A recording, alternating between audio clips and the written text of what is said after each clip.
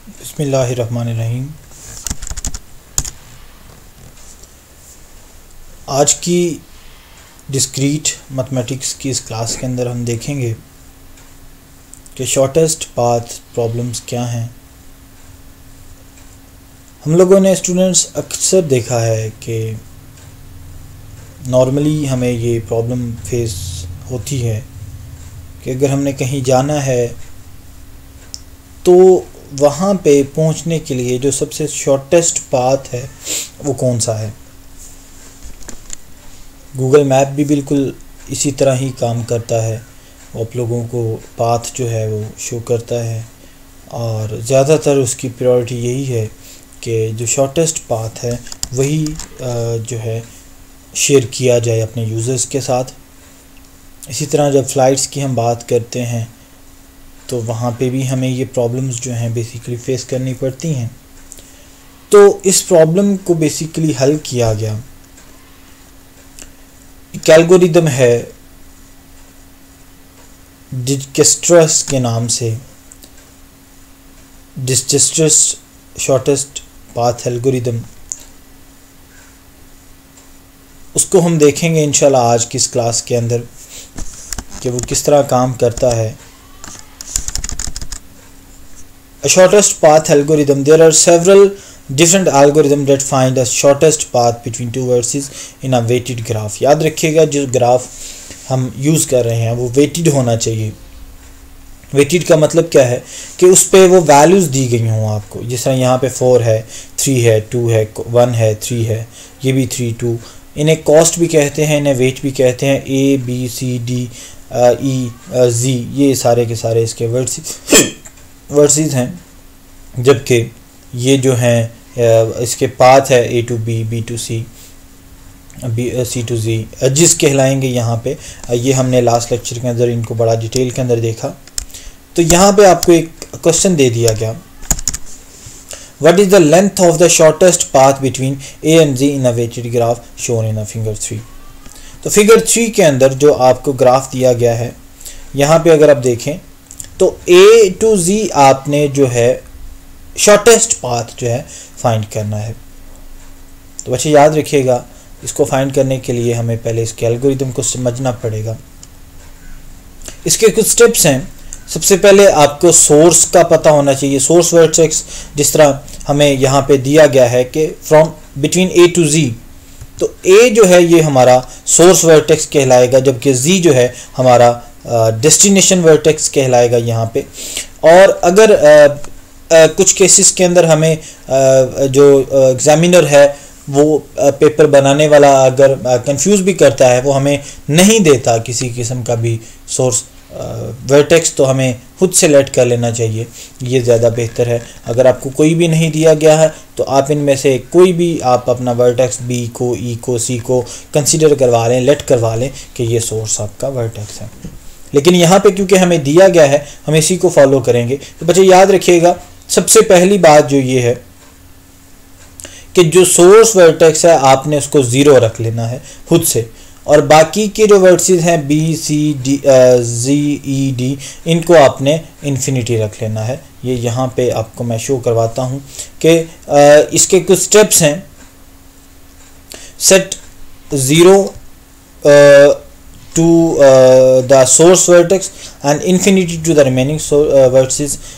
उसके बाद जो उनमें से सबसे स्मॉलेस्ट होगा, mark the smallest unmarked value and mark that vertex.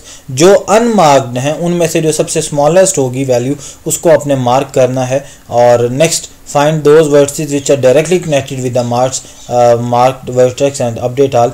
उसका फार्मूला भी है, new destination value is equal to minimum old destination value mark value plus edge weight. तो हमारे पास यहाँ पे अगर आप देखें, हमने क्योंकि हमारा जो सोर्स था वो A था, हमने उसको रख लिया जी 0, और बाकी के सारे हमने इन्फिनिटी हमने रख लिए। अब A के साथ अगर आप देखें तो डायरेक्टली जो कनेक्टेड है वो B है और D है। तो B और D को हम अपडेट करेंगे जो उसके साथ डायरेक्टली कनेक्टेड है। B जो है यहाँ पे 4 आ जाएगा, D में 2 आ जाएगा। अब ये 4 और 2 कैसे आया, ये फार्मूला है, मैंने अभी आपको बताया। ओल्ड डेस्टिनेशन वैल्यू इसमें इन्फिनिटी था B वाले केस के अंदर, मार्क्ड वैल्यू 0 है और एज वेट ये जो है 4, इसमें जब हमने प्लस किया 0 + 4 करेंगे 4 आ जाएगा, और इन्फिनिटी और 4 में से हम 4 को कंसीडर करवाएंगे क्योंकि 4 जो है हमारे पास हमने मिनिमम वैल्यू जो है उसे लेना है, तो वो हमारे पास फिर 4 ही आएगी। यहाँ पे इसकी जगह में हमारे पास क्या आ जाएगा, 4 आ जाएगा। इसी तरह डी वाले केस के अंदर हम देखेंगे ये जो ओल्ड वैल्यू है वो इन्फिनिटी है, मार्क्ड वैल्यू 0 है, एज वेट इसका 2 है, 0 + 2 करेंगे तो अपडेट हो जाएगा, वो 2 आ जाएगा, बाकी infinity infinity infinity as it is आ जाएगा। अब इनमें से आपने जो सबसे स्मॉलेस्ट है उसको मार्क करना है, smallest the unmarked value marked eight vertex. आपने इन दोनों में से देख लेना है जो स्मॉलेस्ट है, ज़ाहिर सी बात है वो डी है, डी को हमने मार्क कर लिया।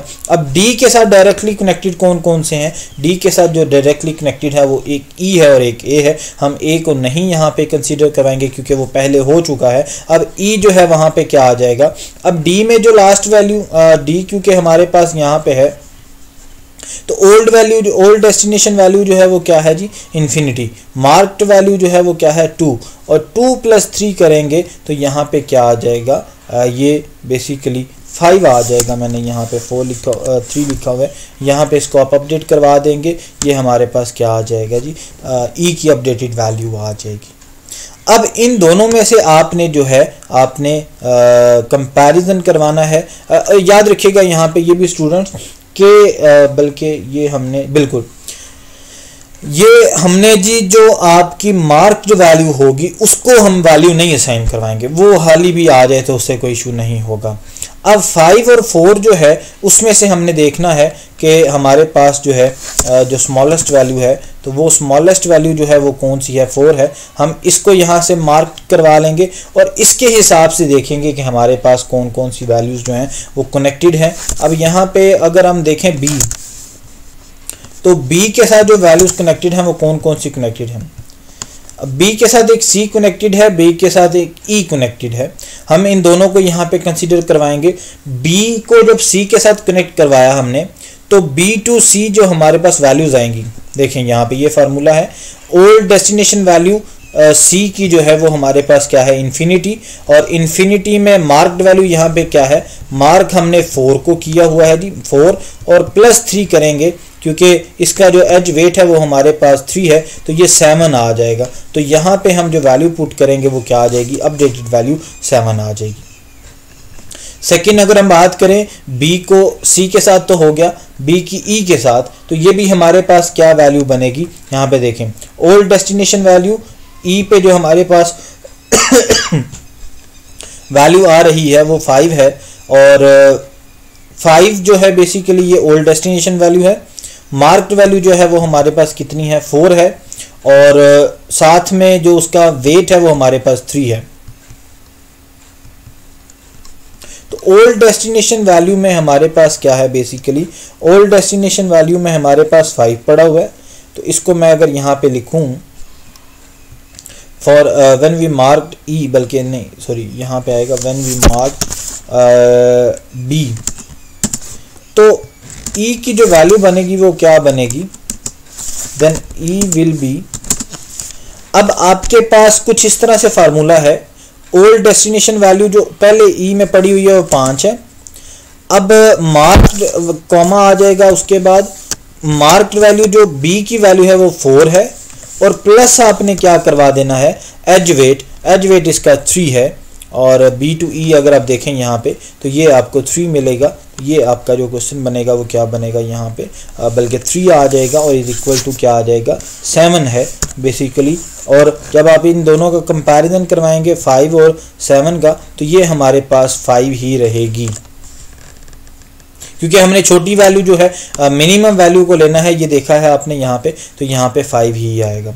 7 कैसे आया मैं दोबारा से बता दूँ, 5 कैसे आया। देखिए स्टूडेंट्स, हमने मार्क किसको किया है, हमने बी को मार्क किया है, बी के साथ डायरेक्टली जो कनेक्टेड हैं वो 2 यहाँ पे वर्सेस है, एक सी है और एक ई है। सी के हिसाब से अगर हम देखेंगे तो यहाँ पे हमारे पास सी में जो पुरानी वैल्यू है वो क्या पड़ी हुई है जी, इन्फिनिटी है, और इन्फिनिटी को कॉमा आ जाएगा, ये क्योंकि old destination value comma infinity comma marked value हमारे पास बी के लिए 4 है, और इसके लिए जो हमारा एज है वो 3 है, ये 4 + 3 करेंगे 7, तो वो अपडेटेड हो जाएगी यहाँ पे। इसमें हम कुछ भी ये हमारे पास डी है, कुछ भी नहीं पुट करेंगे। यहाँ पे हमारे पास जी के साथ हम देखेंगे कनेक्टेड नहीं है, हम यहाँ पे इन्फिनिटी को ले आएंगे, यहाँ पे इन्फिनिटी को ही कॉपी कर लेते हैं और यहाँ पे आपने जो बाकी वैल्यूज़ हैं वो एज इट इज़ ही आएंगी। और बी क्योंकि ये मार्क्ड वैल्यू है, इसमें भी कुछ भी नहीं आएगा। अब 5 और 7 में से आपने कंपैरिजन करवाना है। जो छोटी वैल्यू है, छोटी वैल्यू आपकी जो है वो कौन सी है जी? आपकी जो छोटी वैल्यू है वो है 5 जो है वो ई है, तो आप इसको मार्क करवा लें यहाँ से। अब जब इसको मार्क करवा लिया आपने, मार्क करवाएंगे तो यहाँ पे हमारे पास ई आ जाएगा बेसिकली। तो ई के साथ जो डायरेक्टली कनेक्टेड कौन कौन से वर्सेस हैं, एक ई के साथ एक जी कनेक्टेड है और ई के साथ एक डी कनेक्टेड है। अब ई के साथ जो डी है इसे हम कंसीडर नहीं करवाएंगे क्योंकि ये पहले हो चुका है। अगर हम इसको देख लेते हैं, अगर नहीं हुआ तो हम दोबारा से लिख लेंगे। नहीं हुआ जी, डी के साथ नहीं हुआ। डी और ई बिल्कुल, ये अगर तो हो चुका है तो हम सिर्फ और सिर्फ इसी को फिर करेंगे जेड के साथ। अगर हम देखें यहाँ पे तो z में जो ओल्ड वैल्यू है वो क्या है? इन्फिनिटी, और मार्क्ड वैल्यू जो है वो 5 है। 5 + 1 करेंगे वो 6 आ जाएगा बेसिकली। तो यहाँ पे जो हमारे पास अपडेटेड वैल्यू आएगी वो क्या आ जाएगी? 6 आ जाएगी। अब अगर आप देखें तो हमारे सारे के सारे वर्सेस जो हैं वो हो चुके हैं। A to B भी हो गया, A to D भी हो गया, B to C भी हो गया, D to E भी हो गया, B to E भी हो गया, C to Z भी हो गया, E to Z भी हो गया। तो यहाँ पे जो हमारे पास लास्ट वैल्यू जो सारे वर्सेस करवाने के बाद रह जाएगी वो हमारा फाइनल आंसर होगी। तो हम ये कह सकते हैं, यहाँ पे भी आपको ये बात मिलेगी कि the length of shortest path from A to Z is 6। उम्मीद करता हूँ यहाँ तक आप लोगों को ये बात समझ आ गई होगी। इसकी एक और एग्जांपल है, मैं अगर आपको सेकेंड एग्जांपल के साथ समझाने की कोशिश करूँ तो यहाँ पे मैंने आप लोगों की आसानी के लिए यहाँ पे ये एग्जांपल भी रखी हुई है। Find the length and the shortest path between A and G in each of the weighted graph. यहाँ पे भी A to B है, B to D है। A जो है वो डायरेक्टली B और C के साथ कनेक्टेड है, जबकि B जो है वो D और E के साथ कनेक्टेड है, जबकि D जो है वो Z के साथ और E के साथ कनेक्टेड है, या Z जो है वो D और E के साथ कनेक्टेड है। सबसे पहले हम देखेंगे इसे कि आपके पास जो वैल्यूज़ हैं वो अगर आप यहाँ पे देखें तो सबसे पहला जो हमारा सोर्स है उसको हम 0 रखेंगे। A जो था उसको हमने 0 रख लिया, उसको हमने मार्क कर लिया, और बाकी सबको हमने क्या रख लिया? इन्फिनिटी रख लिया। नेक्स्ट जब हम देखेंगे तो ए के साथ जो डायरेक्टली कनेक्टेड है वो बी और सी है। तो बी की जगह पे क्योंकि ओल्ड वैल्यू जो है वो हमारे पास इन्फिनिटी है, प्लस हमने हमने क्या करना है, ये फार्मूला जो था ओल्ड वैल्यू उसमें हमारे पास comma marked value plus edge weight. Marked value 0 है, हमने क्योंकि 0 को मार्क किया हुआ है, तो एज वेट हमारे पास जो है वो 2 है, तो इसको जब हम 0 + 2 करेंगे तो वो 2 आ जाएगा। इसी तरह ये हमारे पास 0 + 3 करेंगे तो 3 आ जाएगा। ये तीनों केसेस के अंदर इन्फिनिटी आ जाएगा। अब इन दोनों में से जो शॉर्ट है उसको हम देखेंगे। शॉर्ट जो है वो हमारे पास कौन सा है? 2 वाला। 2 वाला मतलब कौन सा? B वाला। B जो है डायरेक्ट किस के साथ कनेक्टेड है? B D के साथ कनेक्टेड है, B E के साथ कनेक्टेड है, B A के साथ कनेक्टेड है। B और A को हम नहीं करेंगे क्योंकि ये पहले हो चुका है। B और D के साथ और B और E के साथ हम इसको कनेक्ट करेंगे। तो अब B और D के साथ जब हम इसे कनेक्ट करेंगे तो वो क्या करेगा, उसके लिए जो हमें वैल्यूज़ दी जाएंगी या जो वैल्यूज़ हम जिन पे हम काम करेंगे, B हमने क्योंकि मार्क किया हुआ है तो यहाँ पे हमने इसकी वैल्यू देख लेनी है। फार्मूले में जब हम फार्मूला के अंदर वैल्यू पुट करेंगे तो हमें जो नेक्स्ट वैल्यूज़ मिलेंगी वो क्या मिलेंगी? 0 2 3 7 4 मिल जाएगा। इसी तरह ये इन्फिनिटी आ जाएगा। ये सारी की सारी वैल्यूज़ जो हैं वो सेम रहेंगी। नेक्स्ट हम प्रोसीड करेंगे, ये हमारे पास आ जाएगा और एट द एंड जो हमारे पास वैल्यू बचेगी वो 7 बचेगी। तो हम कहेंगे कि आ शॉर्टेस्ट पाथ इज़ ABCDZ, मतलब हमारे पास जो शॉर्टेस्ट पाथ है वो ABCDZ का है, उसकी लेंथ जो आएगी वो 7 आएगी। उम्मीद करता हूँ आप लोगों को यहाँ तक समझ आ गई होगी। नेक्स्ट हमारे पास एक और एग्जांपल है, इसको आप लोगों ने प्रैक्टिस करना है, ये आप लोगों के लिए है। मैं ग्रुप में भी नोट्स आपके शेयर कर दूंगा, अगर आपको ये चाहिए हुए तो मुझे बताइएगा, मैं आपके ग्रुप के अंदर नोट्स जो हैं आपके शेयर कर दूंगा। यहाँ तक अगर आपने कोई बात पूछनी है तो आप पूछ सकते हैं। यही आज का हमारा टॉपिक था, और अगर आपको किसी किस्म की कोई कन्फ्यूजन है, कोई मसला है कमेंट सेक्शन के अंदर बता सकते हैं। व्हाट्सएप नंबर मेरा साथ अटैच है, वहाँ पे मुझे जाके बता सकते हैं। अल्लाह हाफिज़।